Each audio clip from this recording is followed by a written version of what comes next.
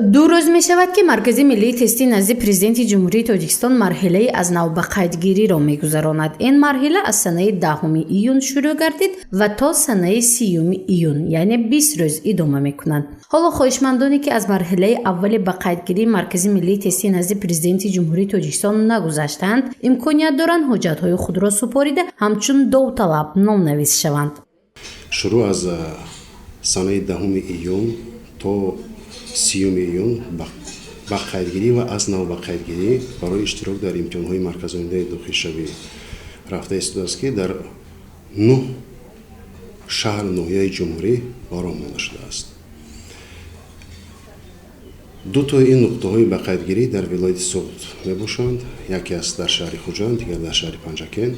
برای شخصان برآمده شده است که در دوره اساسی به قیدگیری از قید مرکز ملی تستی گذشته نتوانستند، شخصانی که در صف قوای مسلحه جمهوری تاجیکستان خدمت می‌کردند یا اینکه با سبب‌های اشتراک در المپیادهای بین‌المللی در خارج بودند یا که در مهاجرت بودند.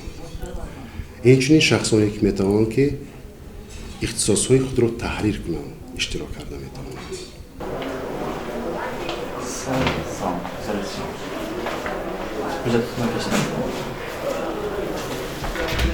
این جوان فراموز ملیبویف است. سال روان مکتب را ختم نمود. بنابر تغییر دادن اختصاصش در مرحله از نو به قیدگیری اشتراک میکند. میگوید از دهه 8 به شهر خوجند آمد تا دیگر بار حجت سپاریده اختصاص لازمش را انتخاب نماید. میخواهد دانش‌های حقوقی خود را بلند کند و تکمیل دهد. از این رو کلاستر 4 را انتخاب کرده است.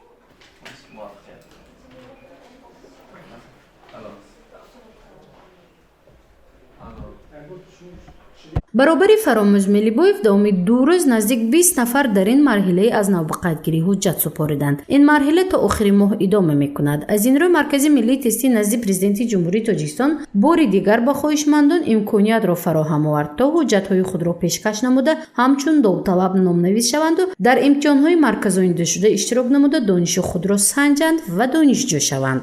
برای داخل شدن با مرکز ملی تستی یک کسب ناز انتخاب کردم و آینده تاجیکستان و خدمت کردم. من یک بار دیگه اختصاص به سپردی بودم. سال بعد مرکز ملی تستی سپردی قرار کردم. کی شدن میخواهید؟ من آینده پروکورور شدن میخوام. یعنی اختصاصی؟ کلاس 4. مرحله از نو به قیدگیری مرکز ملی تستی نزد پرزیدنت جمهوری تاجیکستان در 9 شهر و ناحیه‌های جمهوری تاجیکستان به راه مانده شده است. مقصد آن بار دیگر امکانیت فراهم آوردن به ختم کنندگان و خواهشمندان برای تحصیل به دانشگاه‌های عالی و کسبی کشور می باشد.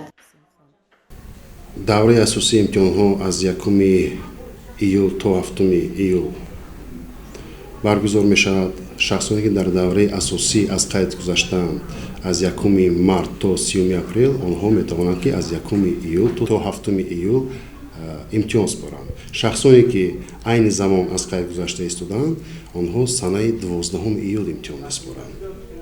عین زمان از سنه 5 تا 16 ایون در تمام جمهوری سمینارهای آموزشی برای کارمندان موقتی رفته ایستاده است. اینچنین مرکزهای امتحانی را هم پور را آماده کرده ایستادند متخصصان مرکز ملی تستی تا اینکه همه کامرای نظارتی در وقت روند امتحان فعال باشند و با مرکز ملی تستی مستقیم پیوست باشند. این روند رفته ایستاده است.